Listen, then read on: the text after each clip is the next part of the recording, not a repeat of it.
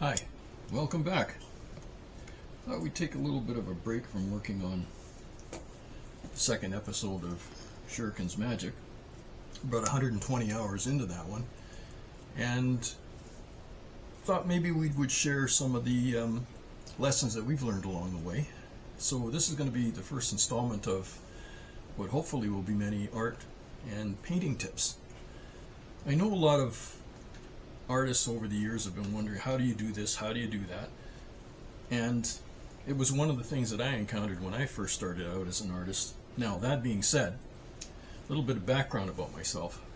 I've taught thousands of students over the years, probably from the ages of 4 to 104. And who are some of the people that I've worked with or taken seminars from? Well, one of them was the late Terry Isaac. And if you look over here, there's Terry, and there I am. Terry, of course, was a wildlife artist, passed away in 2019.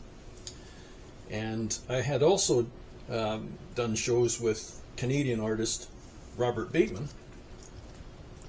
And Terry studied under Robert Bateman as well. So over the years, those two excellent artists were a number of different things I was able to learn from them, have helped craft the way that I go about painting and teaching today. So with that being said, let's start off with the first art tip. It's called the golden mean, or the rule of thirds.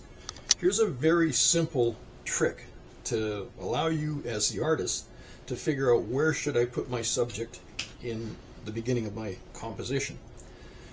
So basically what you do is you take a sheet of paper, and you can see here, as I'm pulling it out, that there's a series of folds in it.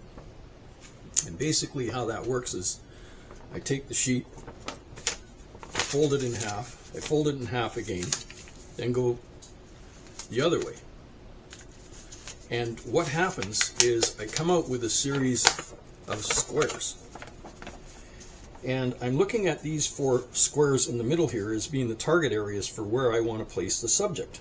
Right? It doesn't matter what size painting you're working on. This can work on any size. All you need to do is get a sheet of paper around the size of the canvas or panel that you're working with, and you can simply do that and figure out, okay, from here, where do I place my subject? Case in point, here's a larger piece. I've done the same thing. Fold it in half, and in half again, and we've come up with these 4 squares. So you can use that as a template as to where you want to place your subject in the beginning of your artwork. And it doesn't matter which artist we're talking about. That placement is critical into how you're going to present the subject. Even with artists that do these guys, Pokemon, they've studied the same aspect, right? So there are exceptions to every rule, and one of the things that I'm going to show you now is what to try and avoid.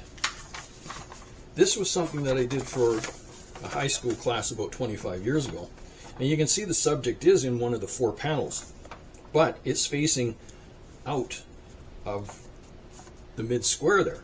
So it's taking you, the viewer's eye, right out of the painting, right? That's what you don't want to do. This subject should be in one of these 2 panels over here. But like I said, there's exceptions to every rule. What's the exception? In this case, it would be what's called a steelyard balance composition, and we'll get into that further on down the road. And that's basically where you've got a bigger subject that could be over here, maybe in behind this one. But if this is your main subject, you don't want it taking the viewer's eye out of your painting. So try to avoid that. Hope you've enjoyed that. That's tip number 1. If you'd like to see more of those, please like and subscribe to our channel at the bottom of the page there. And thank you very much for your time and patience, and God bless.